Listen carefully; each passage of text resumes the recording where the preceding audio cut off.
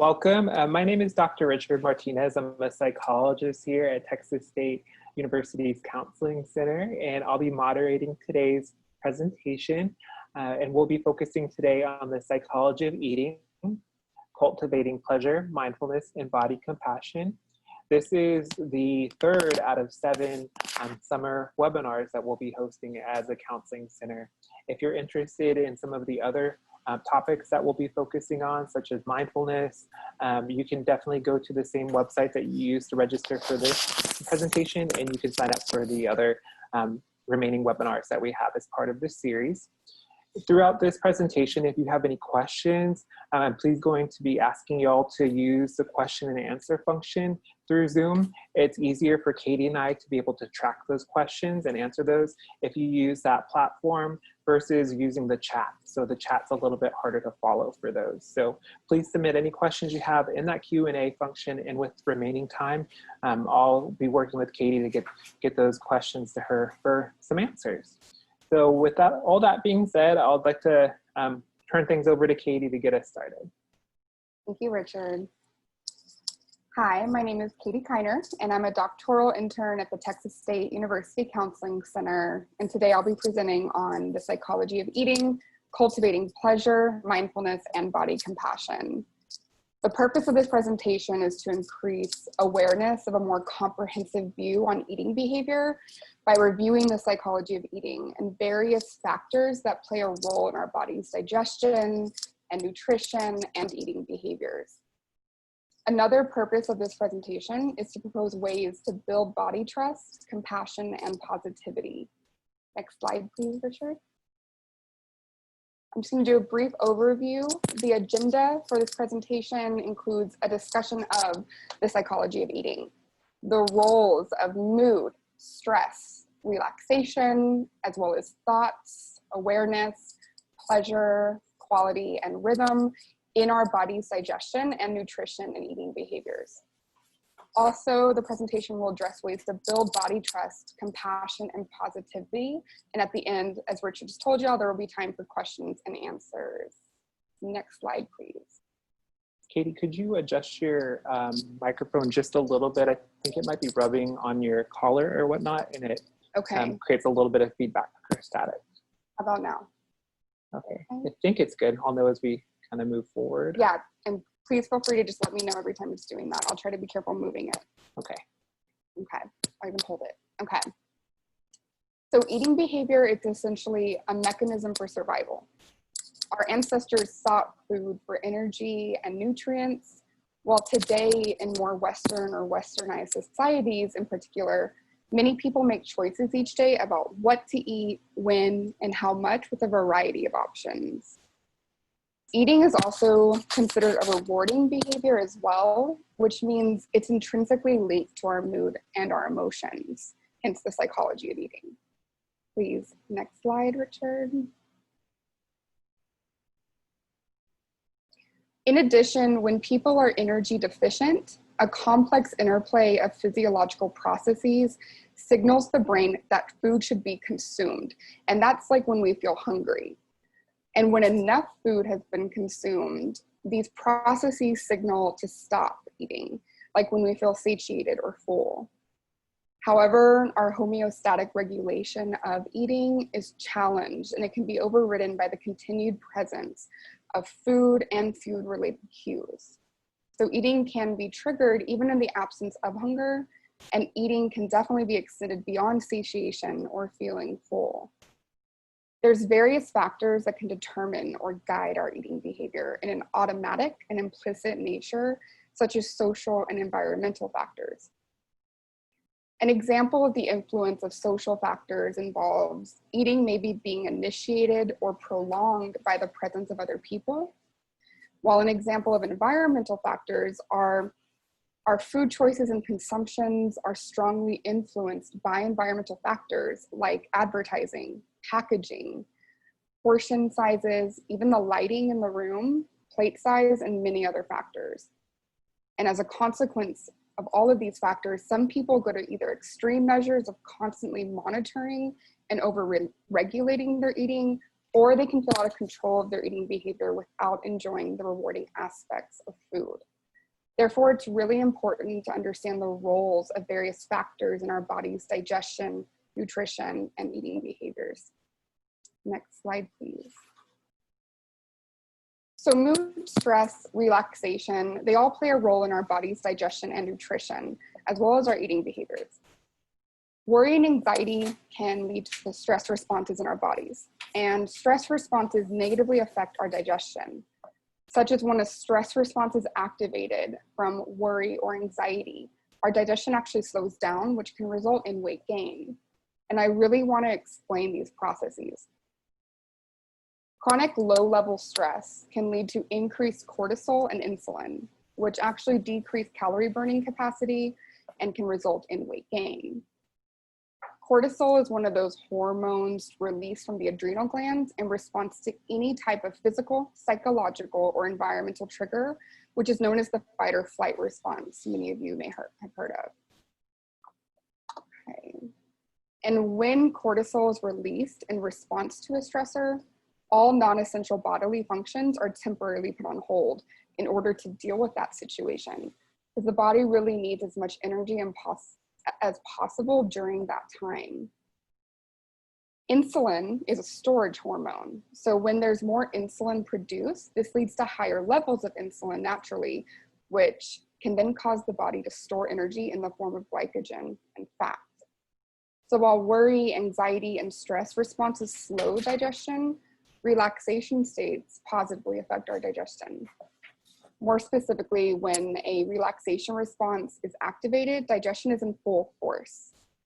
And in addition, conscious breathing actually relieves the stress response and promotes full digestive power, because oxygen is the most fundamental and necessary metabolic nutrient for the body.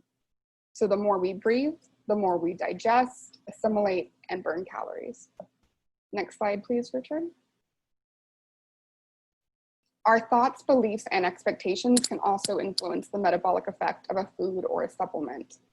Thinking is a nutritional choice because what we think is actually electrochemically transduced into physiological responses. Nerve pathways, hormones, neuropeptides, and other biosubstances impact our digestion.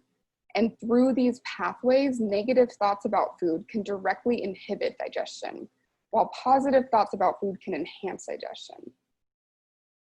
In addition, the source of motivation also strongly influences metabolism. So while healthy activities driven by fear can yield poor results, the same action empowered by inspiration can yield more positive results. Next slide, please. Our awareness of a meal can also greatly impact its nutritional value.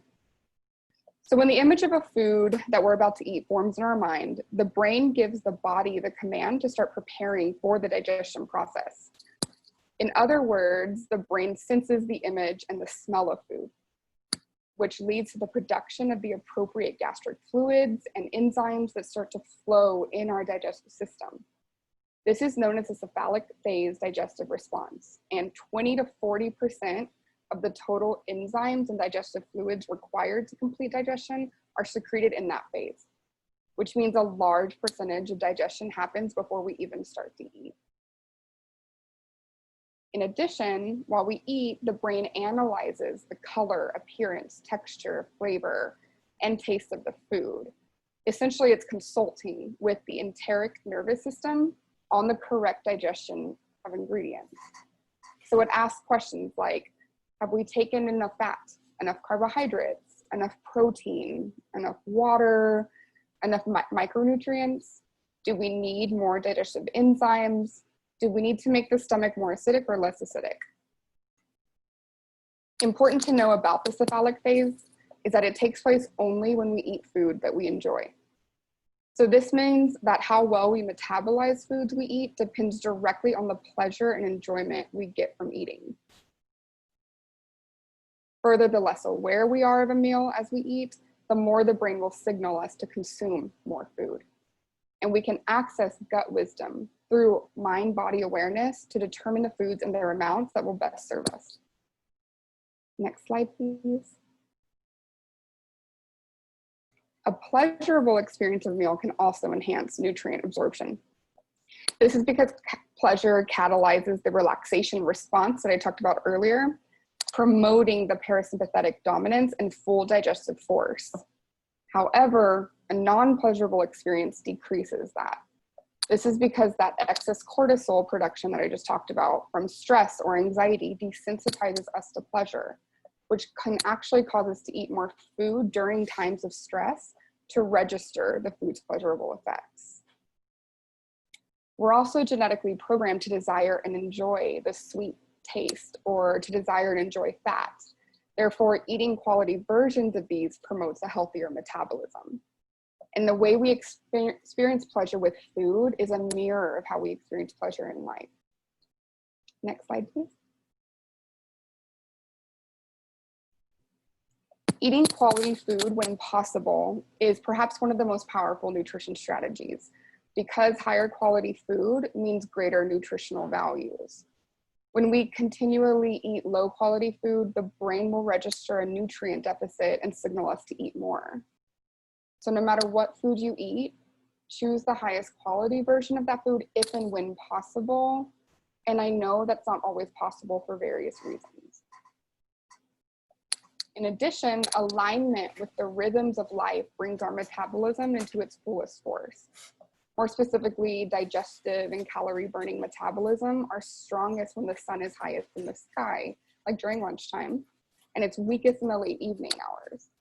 So skipping breakfast and lunch or under eating at these meals can actually slow down our metabolism. Also, eating at regular and predictable times each day is helpful for metabolism. So while eating at an irregular and unpredictable time each day may cause our digestive and calorie burning metabolism to fall out of sync, if we eat at more regular times, that can help our metabolism. Next slide, please. So I've just explained a lot on the psychology of eating. I think it's also important to learn ways to cultivate pleasure, mindful eating, body compassion, and body positivity. And a way to do this is through building body trust. Body trust is a copyrighted movement, and while I'm not a certified body trust provider, I do want to present what they recommend in building body trust.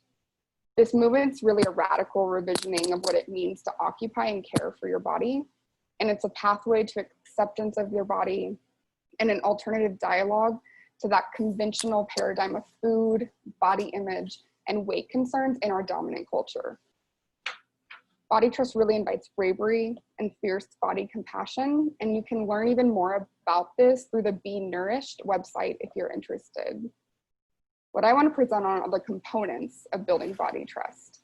They involve practicing weight neutral self-care, intuitive eating, moving your body joyfully, nurturing self-compassion, and redefining success. And I'm going to go into depth about strategies for each of these components. Next slide, please. In terms of practicing weight neutral self-care, some strategies to use can include limiting body checking behaviors like measuring, weighing, comparing, or scrutinizing your weight. You can limit those, that'll be more helpful. Keeping focus on metabolic rather than cosmetic fitness or how you look can be helpful too. Other strategies include trying to accept your genetic blueprint because it's different for everyone.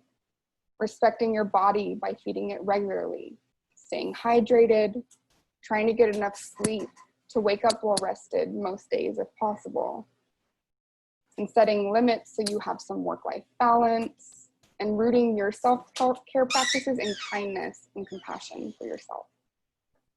Next slide, please. In terms of intuitive eating, this is a self-care eating framework which integrates instinct, emotion, and rational thought. So intuitive eating strategies include connecting to internal cues of hunger and fullness. So really listening to your body, giving yourself the permission to eat and enjoy food, free of guilt and shame.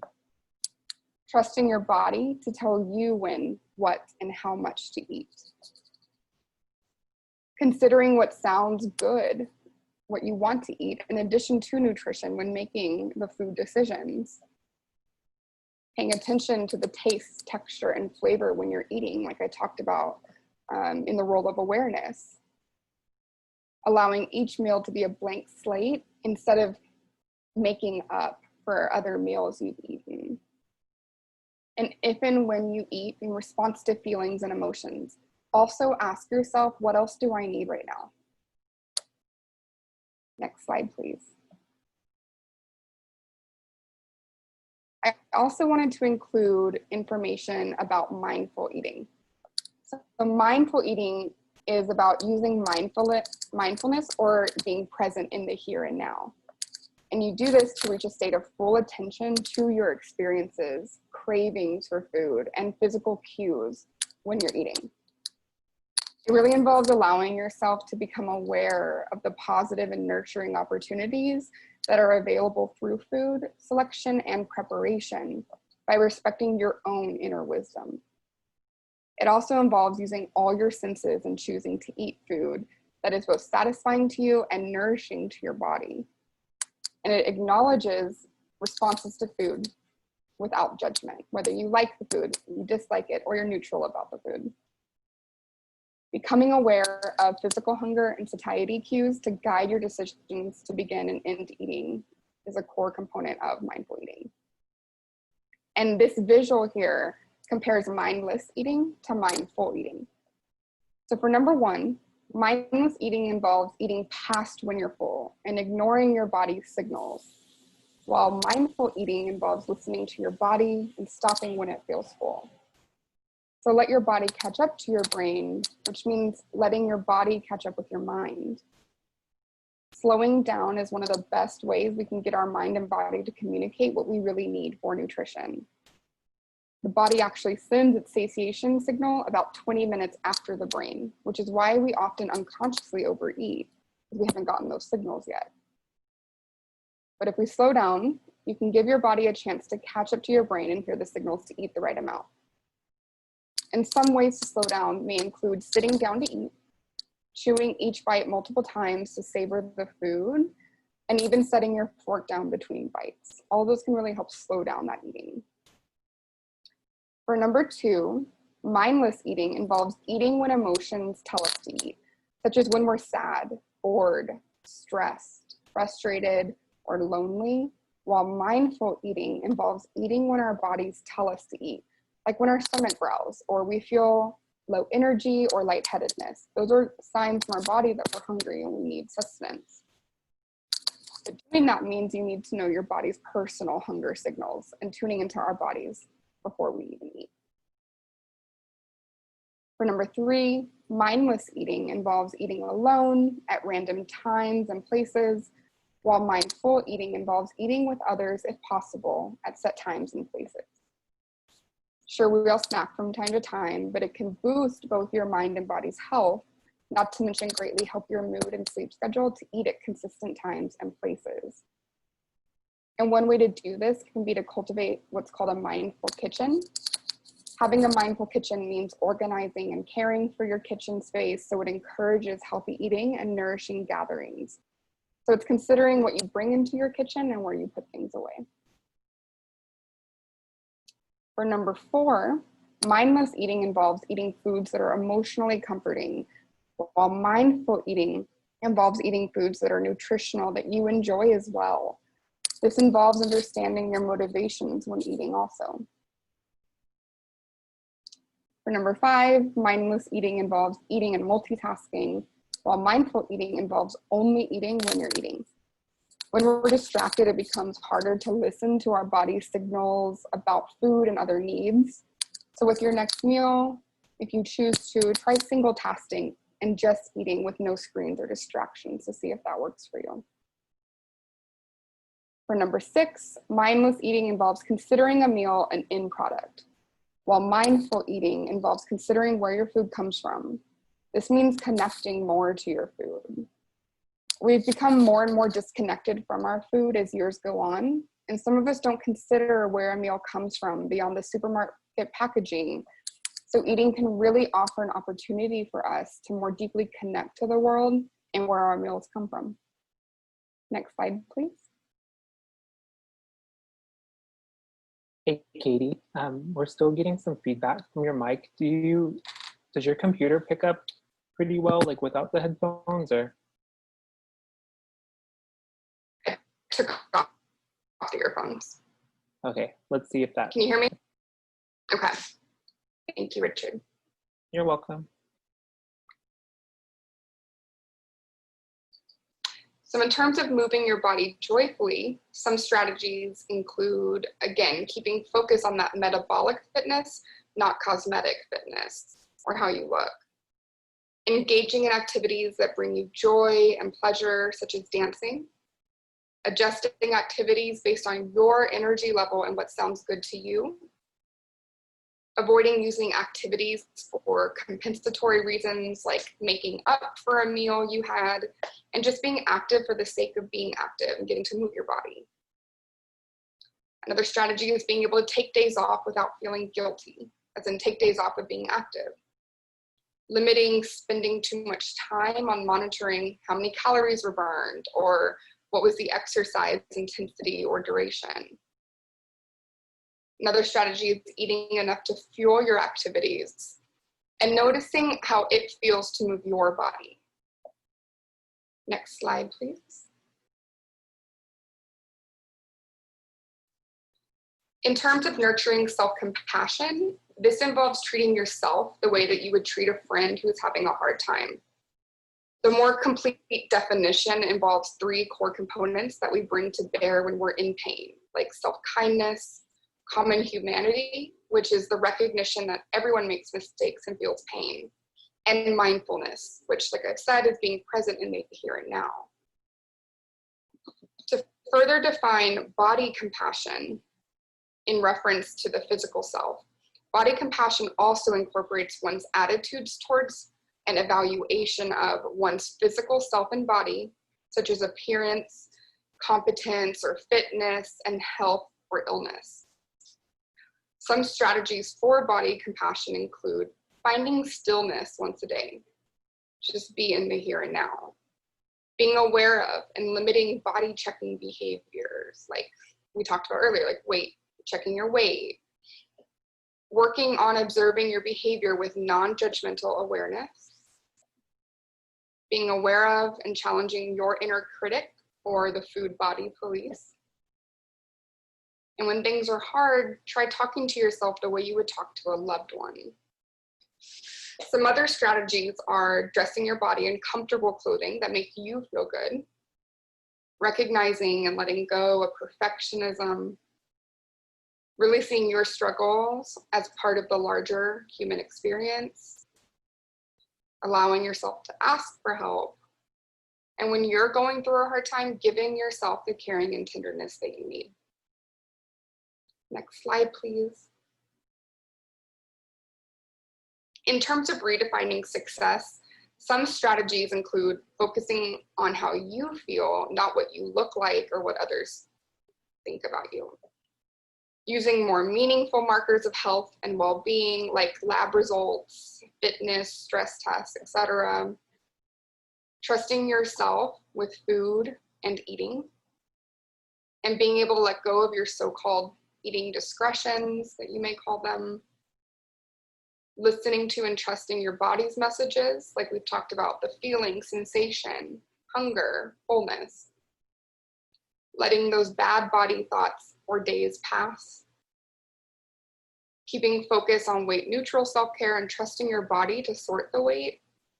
And really redefining what success looks like for you specifically. Next slide, please. So I wanted to also provide some body positivity quotes that can help build body compassion. Amy Bloom says, "You are imperfect, permanently and inevitably flawed, and you are beautiful." Jessie Scott says, "The human body is the best work of art." Dale Archer says, "When you're always trying to conform to the norm, you lose your uniqueness, which can be the foundation for your greatness." Jim Rohn says, "Take care of your body. It's the only place you have to live." Deepak Chopra says, "Every negative belief weakens the partnership between mind and body." And some others have said, do not let your mind bully your body. There can be more than one beautiful person in the room at a time. Self-hate isn't okay at any size. And take care of how you speak to yourself because you are listening. Okay, next slide, Richard. Finally, I wanted to provide some resources from the National Eating Disorder Association for anyone who may need them for themselves personally or for others that they may know. Resources can even involve calling that helpline to just ask how to help a friend with eating and body image concerns they may have, or how to talk to a friend. And some of those may be helpful in talking to yourself too.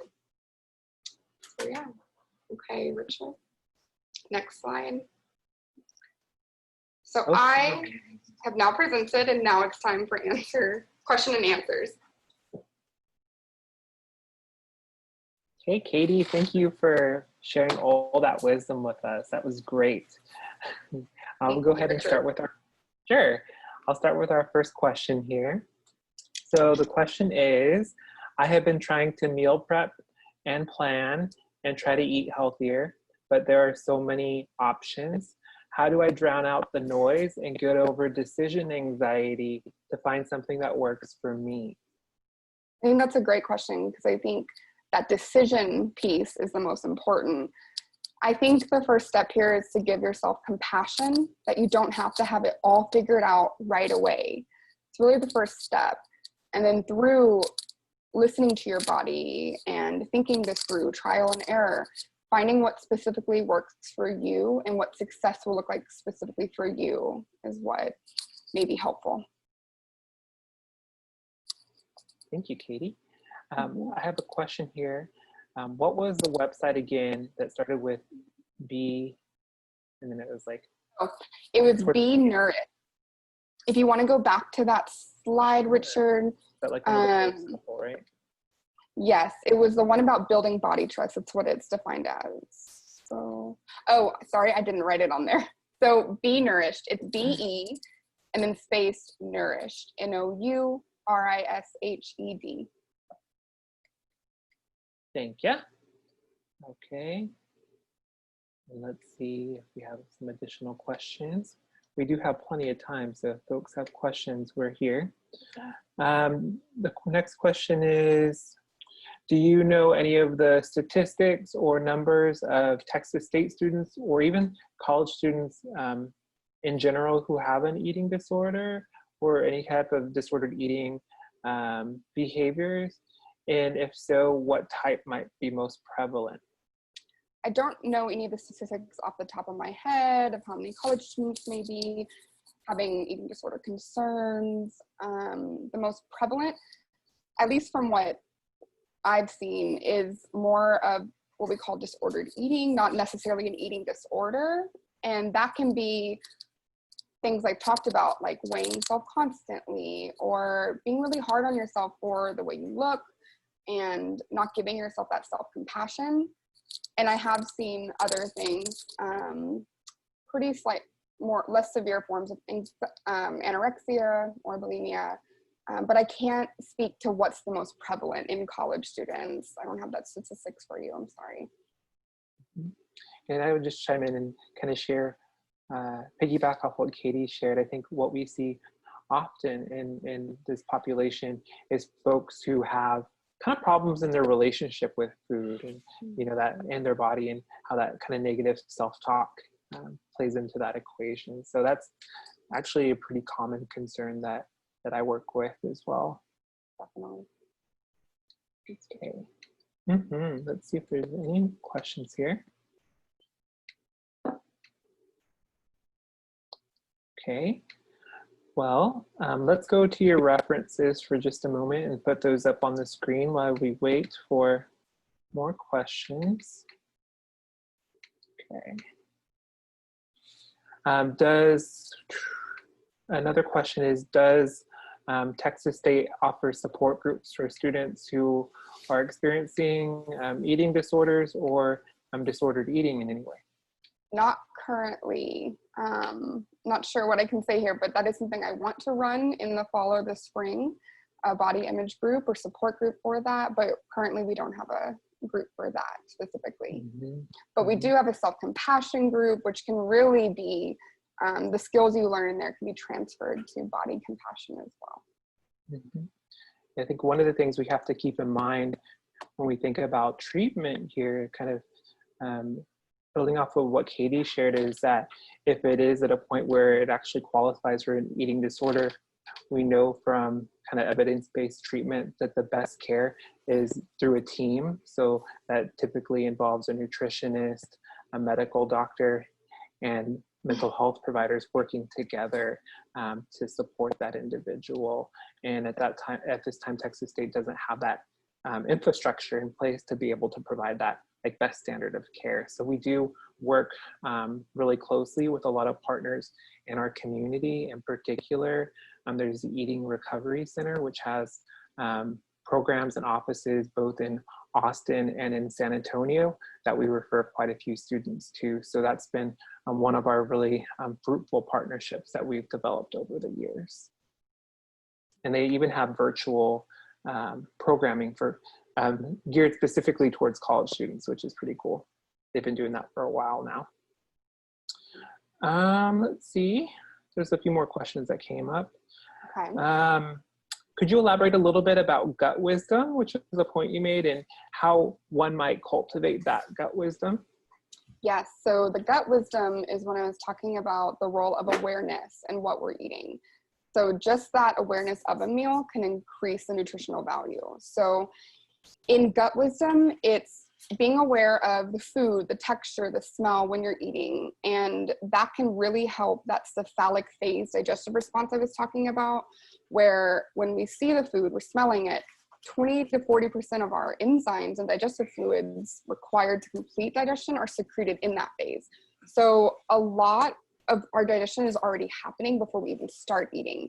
And so that gut wisdom is being able to communicate with our bodies based on the awareness of our food, and just building that up more and more and learning how to read our internal cues and when we're hungry, when we're full.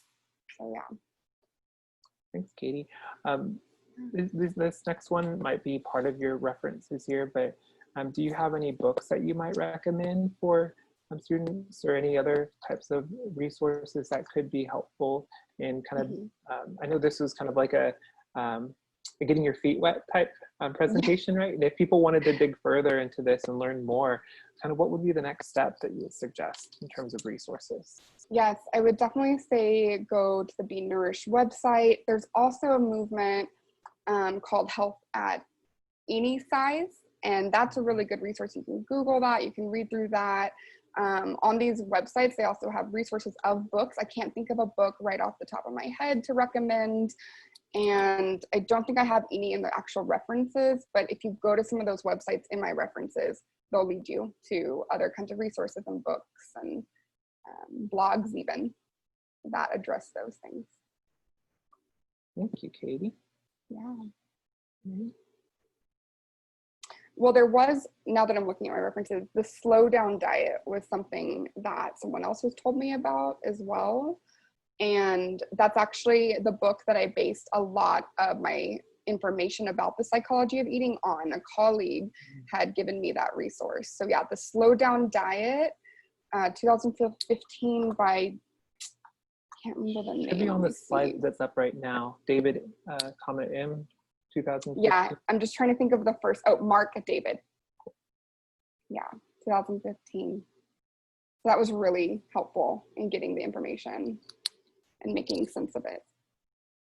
Great, thank you. This might be a bit of a bigger question, but do you have any tips or advice for those who are working with obsessive dieting or over-exercising? I know that might be something that is better like kind of assessed and worked on and with an individual counselor to kind of assess the kind of like the severity of those problems and kind of giving advice from that perspective. But yes, definitely consulting with possibly a therapist, but also you can take some of the things that were presented in this presentation. So obsessive dieting or over-exercising is kind of those checking behaviors I was talking about, and monitoring how much you're exercising, the frequency, duration, or when you say obsessive eating, I'm interpreting that as like restricting and really watching what you're eating. And so if that's correct, and what you mean by that, I think, again, listening to your body, that intuitive eating and the mindfulness eating would probably be the things that may be helpful in building that trust in your body, and also doing some body compassion strategies that I had suggested as well, to just be in the moment. Maybe don't think so much about what you're going to eat or what you're eating right now, but just letting yourself enjoy the food and not do so much checking behaviors like counting calories and everything. Mm-hmm. But again, that's something, like Richard said, I definitely agree. If you're having any concerns about that, it can really be helpful to talk to a therapist and other mental health practitioner about that. Thank you. What should one do to reduce stress?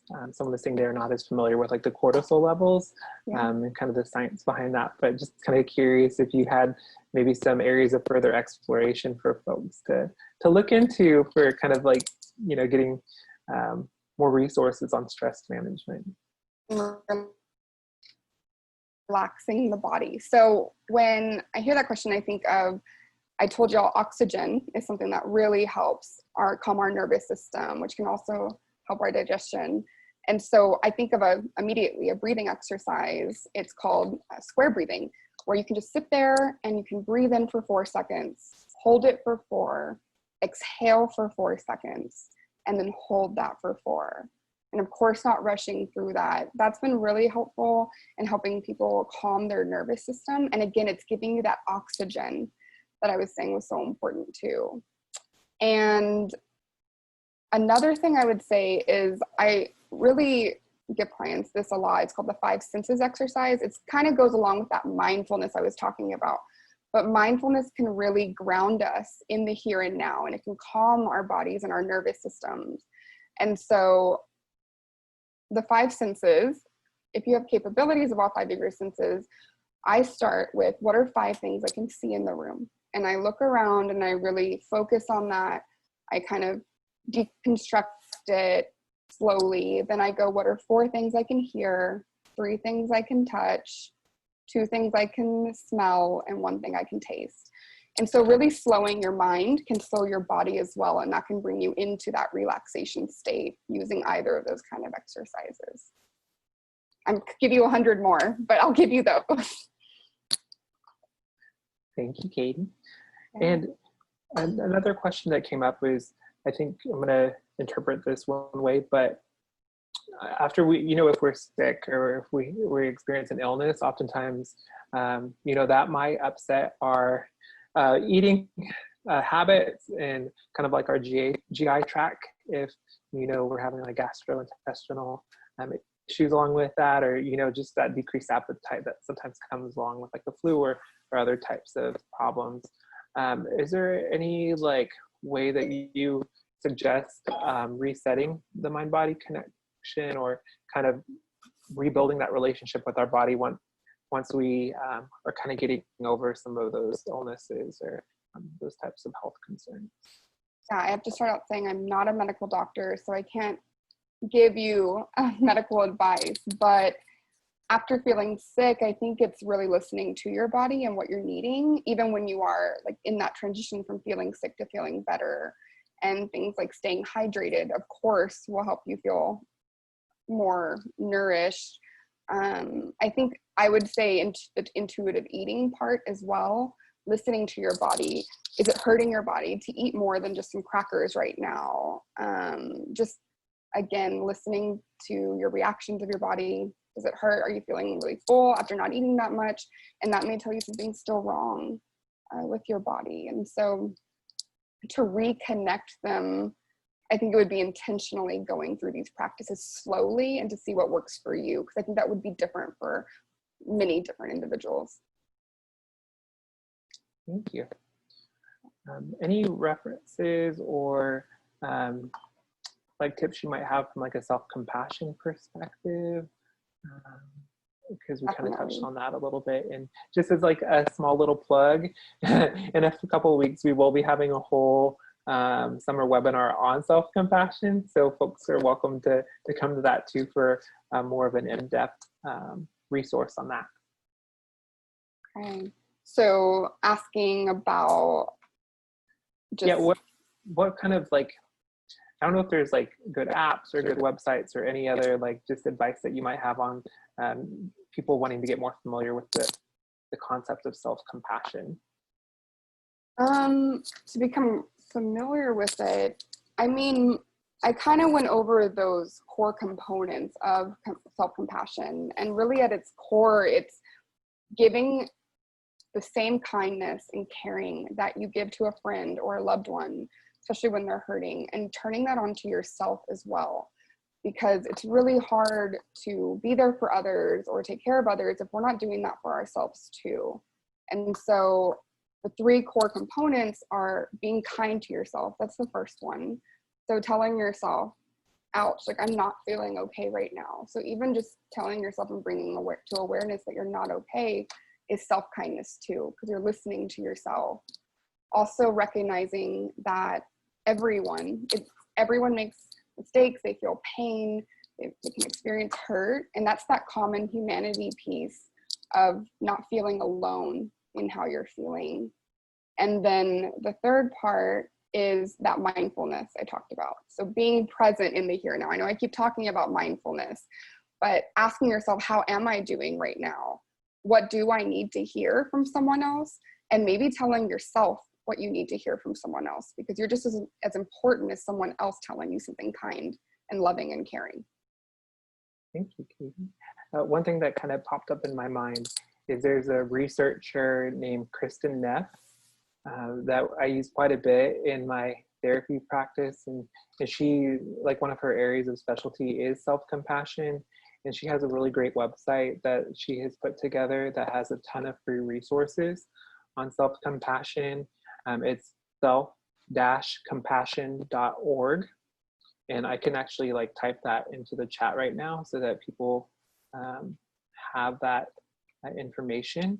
But there's like a ton of different exercises on that website that folks can use that helps us kind of wrap our mind around what self-compassion is, but also how to apply it to our own life. So it's very practical, research-driven information there that I use with a lot of my students. So that might be a good resource for folks as well as if they're interested in learning more about that. And I think of self-compassion too, on top of Kristen Neff, I also think of Brene Brown too, because she'll talk a lot about guilt and shame, but she also talks about that self-compassion to process that guilt and shame as well. So it's someone else I would say too. Awesome. And someone was asking if these resources will be available somewhere. We will have a recording of this presentation up on our website. So we have a tab on our website called self-help resources. And then if you go down, there's a recorded presentation section. And that's where this video will be posted in just a couple weeks. But we have a whole lot of other self-help resources on that, under that section as well. And in particular, like thinking back to like the questions about like stress management, self-compassion, Therapy Assistance Online is also a free resource that Texas State students have access to. And there's modules on a lot of these different topics that we're talking about that will allow you to dive a little bit deeper. So definitely, if you haven't checked that out, if you go to our website, you'll see a link for TAO, which is short for Therapy Assistance Online, which I really would encourage you to poke around in if you haven't done so already for more resources related to this. Well, it looks like those were all the questions that we've received. Thank you so much, Katie, for spending time with us today. Thank you, audience and attendees, for joining us as well. Like I said, we'll have 4 more webinars coming up in the next couple of weeks for students, and then towards the end, we'll have one for staff. So hopefully y'all can join us again and learn more this summer while staying safe in quarantine. We've gotten some thank yous in the chat, so I wanted to share that with you too, Katie. Thank you. Thank you for joining us. If there's any questions, that we missed or we didn't see, feel free to email the registration email, and that way we can do a little bit more research for you. Yeah, I'd be happy to answer any questions. Hopefully the Counseling Center can just send them my way and I can get back to you. Cool. Well, thank you all. Again, this recording will be available at a later date for y'all. And take care, stay safe, and have a good rest of your day. Bye. Thank you. Bye.